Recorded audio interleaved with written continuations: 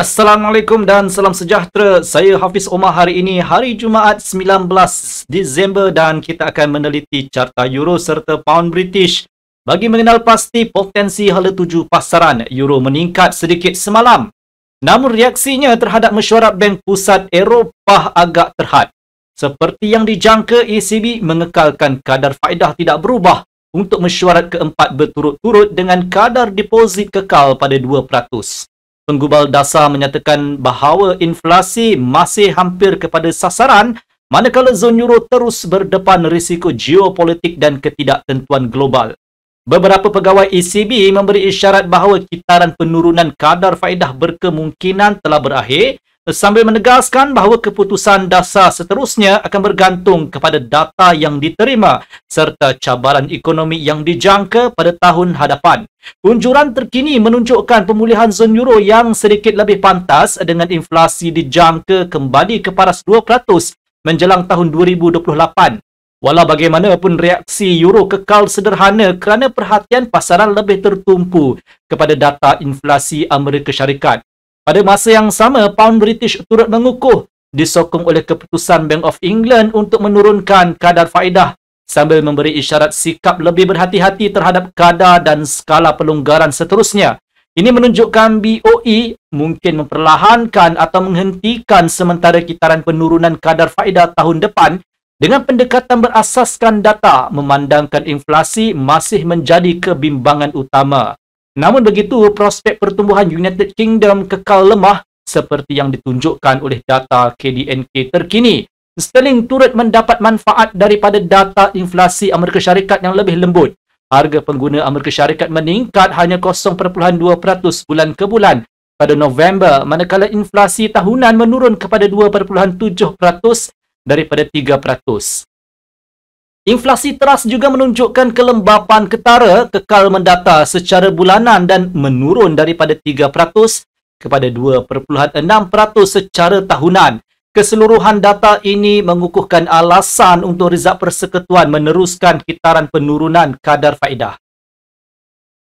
Beralih kepada kalender makroekonomi hari ini, ia merangkumi data iklim pengguna dan harga pengeluar dari Jerman serta angka akaun semasa zon euro. Namun begitu, penerbitan ini dijangka tidak memberi kesan besar kepada hala tuju pasaran, sekaligus mencadangkan euro mungkin kekal bergerak dalam julat mendata.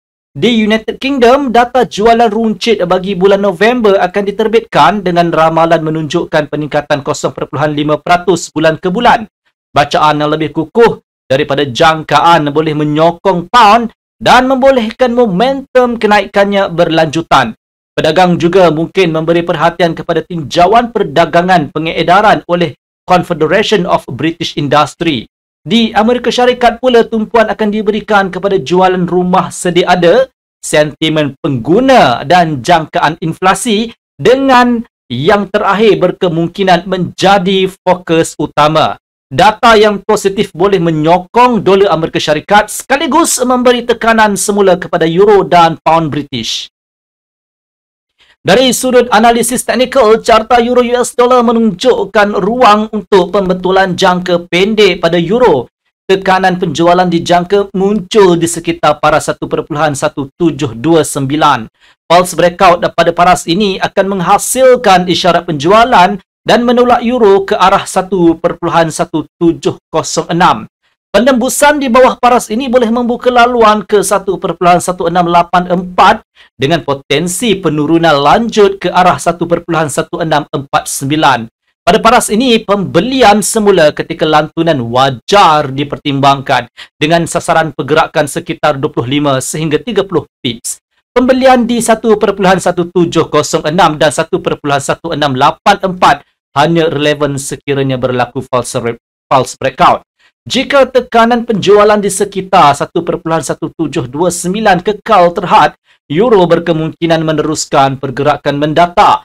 Dalam keadaan ini, penjualan wajar ditangguhkan sehingga berlaku false breakout pada 1.1754 atau rebound ke 1.1776 dengan jangkaan pembetulan intraday sekitar 20 sehingga 25 pips.